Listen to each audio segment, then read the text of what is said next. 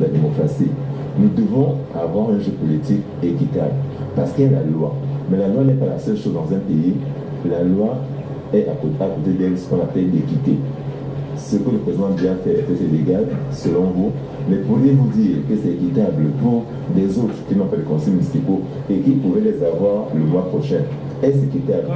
Le fait que précisément, parce qu'on manipule la Constitution en faisant jouer à la fois la norme ordinaire qui est écrite mais qui n'est pas appliquée, et puis la norme transitoire qu'on utilise en réalité pour venir déstabiliser la norme ordinaire, on crée finalement deux régimes de désignation pour une même institution représentative.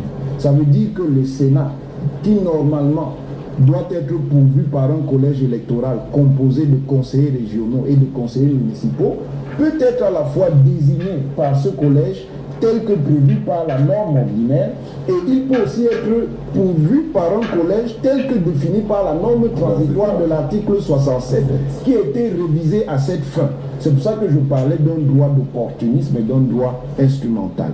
Je reprendrai les propos de Maître Sim sur le consensus. La politique est un jeu, certes, mais un jeu a des règles. Et la politique démocratique a des règles. Il peut arriver que pour des raisons matérielles, les partis s'entendent. Et c'est ce qui s'est passé. Ce ne sont pas seulement des pressions. Et s'il y a même eu beaucoup de pressions, je ne pense pas qu'elles soient issues des acteurs du jeu camerounais. Ce sont les partenaires du Cameroun qui ont pu faire des pressions, par exemple, sur la mise en place de cette réforme, en même temps qu'il y avait des actions venant de toutes parts pour qu'il y ait un consensus sur la réforme du fichier électoral.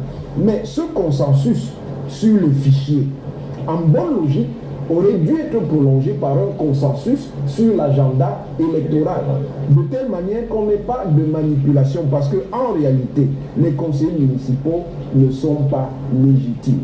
Leur mandat, tel que confié par les électeurs, est un mandat pour 5 ans. C'est pour des raisons de nécessité, et même le ministre d'État l'a accepté tout à l'heure que c'était la nécessité qui nous a imposé la refonte du fichier électoral qu'on a décidé de proroger. Or, l'acte de prorogation du mandat, c'est un acte administratif. Ça veut dire qu'il répond à une situation qui est une situation de nécessité matérielle. L'institution est une institution représentative. Ça veut dire que les gens qui la constituent doivent être désignés par le suffrage universel, en l'occurrence le suffrage universel direct pour les conseillers municipaux.